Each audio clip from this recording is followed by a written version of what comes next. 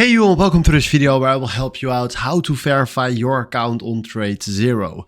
And I am already having an account right here, and I can tell you that if you want to verify your account, you need to do that in the beginning. So let's say I'm here on my paper trading account, but let's say we select right here open real account and we select right here funded account.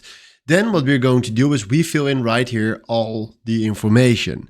After that, you do continue, go to your mail, verify your account.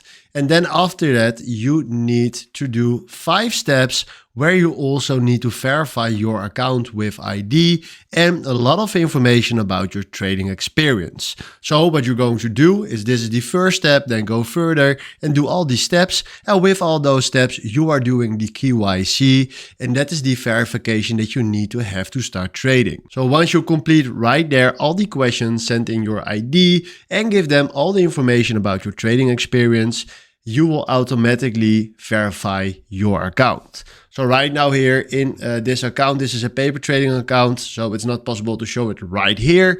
But once you are having here a real account, you are already in and you verified your account. So this is what I need to tell you about verifying your account. Hopefully this was the video where I was looking for. Thanks for watching and have a wonderful day. Ciao.